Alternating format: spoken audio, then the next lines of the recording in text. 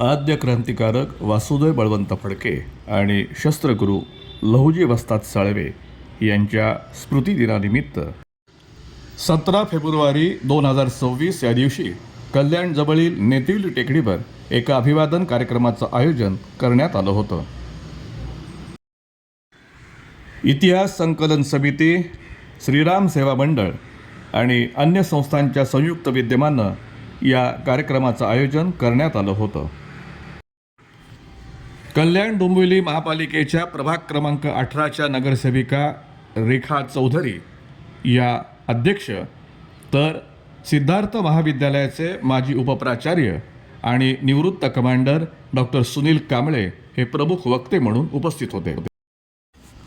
कल्याणमधील काही शाळांचे विद्यार्थी आणि शिक्षक यांनी यावेळी उपस्थित राहून वासुदेव बळवंत फडके आणि लहुजी वस्ताद साळवे यांना अभिवादन केलं. नेतिवली टेकडीवरील वासुदेव बळवंत फडके यांचं ज्या गुहेत गळीत वास्तव्य होतं त्या गुहेकडे जाणारा हा रस्ता. गुहेमध्ये शस्त्रगुरू लहुजी वस्ताद साळवे, भारत माता, छत्रपती शिवाजी महाराज आणि वासुदेव बळवंत फडके यांच्या प्रतिमा ठेवण्यात आल्या होत्या. उपस्थितांनी या प्रतिमेला फुलं वाहून अभिवादन केलं.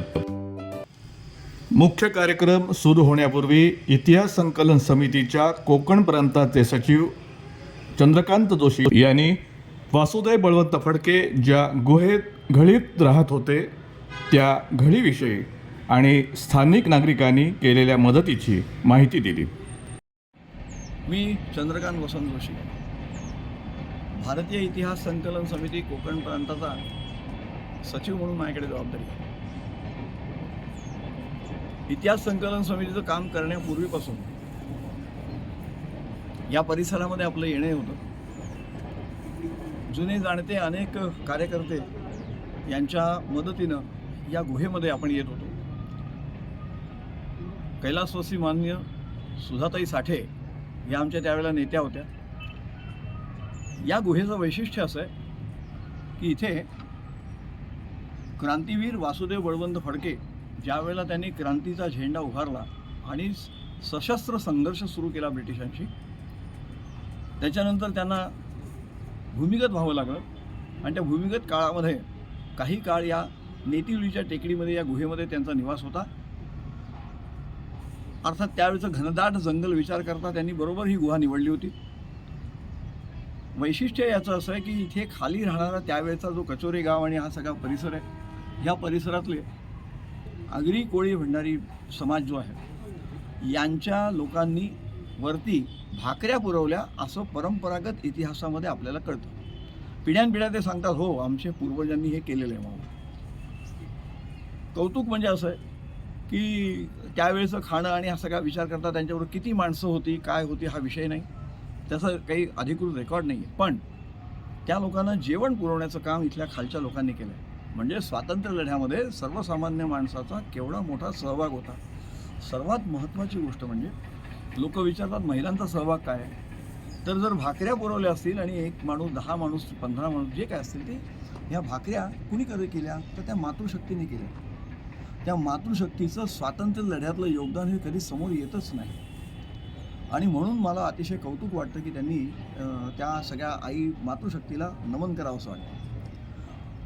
हे अनेक वर्ष ही पडीक जागा अशी आहे, लोकांच्या मनामध्ये आहे, अनेक कार्यकर्त्यांच्या मनामध्ये आहे, सामाजिक क्षेत्रातले जे जाणकार आहेत त्यांच्या डोक्यामध्ये आहे की याचं एक सुशोभीकरण व्हावं, हे केंद्र तयार व्हावं, की हे प्रेरणा केंद्र म्हणून डोंबिवलीमधल्या युवकांना भावी पिढीला कळावं की अरे इथे त्याग केलेली माणसं राहिली होती, या ठिकाणी आपण देशभक्तीचं स्फुल्लिंग इथे मिळतं. आणि म्हणून इथे काही एक व्ह्यू गॅलरी तयार व्हावी, एक वरती खूप चांगली जागा आहे त्या ठिकाणी एखादं गार्डन जर तयार झालं तर ते गार्डनचं सुद्धा व्हावं अशी योजना अनेक वर्ष चालू आहे. या सगळ्या प्रक्रियेमधनं त्याला आकार यायला हवा आणि आता लवकरात लवकर यायला हवा.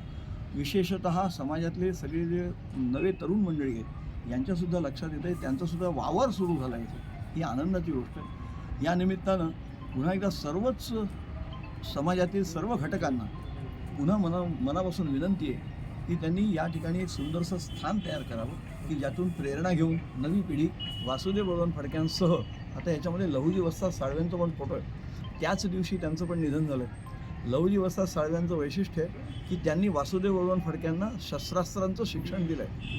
केवळ त्यांना दिलं असं नाही, महात्मा ज्योतिबा फुल्यांना पण त्यांनीच शस्त्र शिकवली. दानपट्टा, घोडा, बंदूक चालवणं सगळं, तलवार. त्याचबरोबर बळवंतराव टिळक त्यावेळेला डेक्कन कॉलेजमध्ये होते.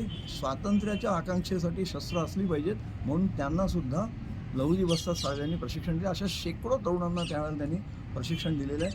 असा हा सर्वांचा शस्त्रगुरू, त्यांची पण पुण्यतिथी आजच आहे म्हणून आपण दोघांची सुद्धा पुण्यतिथी एकत्र साजरी करू. तुम्ही गेली किती वर्ष या ठिकाणी येऊन हे अभिवादन करताय? आम्ही 25 वर्ष किमान झाली, किमान म्हणजे साधारण 96-97च्या नंतर आम्ही सुरू केलं.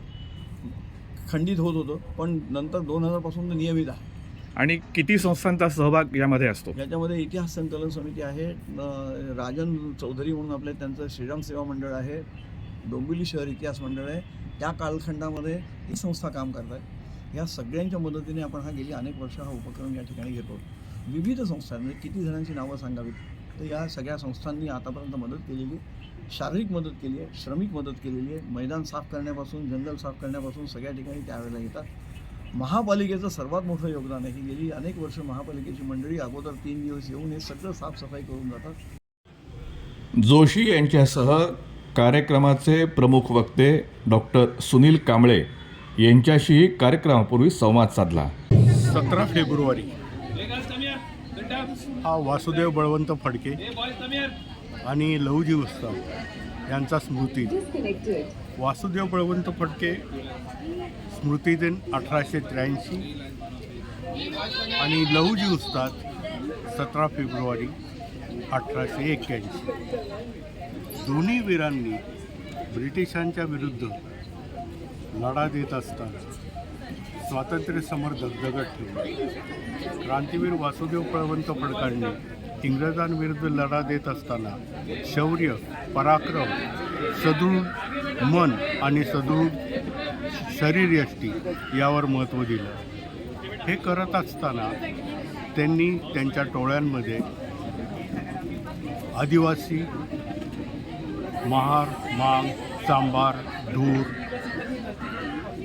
हे जे बलाढ्य आणि काटक सैनिक अनुयायी यांना पूर्ण सैनिकी प्रशिक्षण देऊन ब्रिटिशांच्या विरुद्ध आवाज उठवला. वासुदेव बळवंत फडक्यांचा हा धडक कार्यक्रम वेगवेगळ्या पेढ्यांवर धाडी घालणं आणि त्या धाडीच्या मिळालेल्या पैशातून शस्त्रास्त्र खरेदी याची दखल ब्रिटिशांनी पण घेतली होती. ब्रिटिशांनी दखल घेतल्यावर ज्या गोष्टींपासून त्यांच्या साम्राज्याला धक्का पोहोचू शकेल त्या सर्व गोष्टींचा निपात करण्याचा पूर्णपणे विडा ब्रिटिशांनी उचलला होता. त्या सर्व कारवायांना व्यवस्थितपणे गुंगारा देऊन वासुदेव बळवंत फडक्यांनी आपले जे साध्य आहे ते साधण्याचा प्रयत्न केला. त्याचबरोबर आज विशेष प्रकर्षाने आज आठवण करण्याची म्हणजे वासुदेव बळवंत फडक्यांना शस्त्रविद्या आणि नियोजन या बाबतीत मार्गदर्शन करणारे लहुजी वस्ताद. लहुजी वस्ताद यांना राऊत ही पदवी शिवाजी महाराजांनी दिली. लहुजी वस्तादांचे जे आजोबा होते ते पुरंदर किल्ल्याचे किल्लेदार होते. त्याचबरोबर लहुजी वस्तादांचे जे वडील होते राघोजी यांनी जिवंत वाघ पकडून पेशव्यांसमोर सादर केला होता.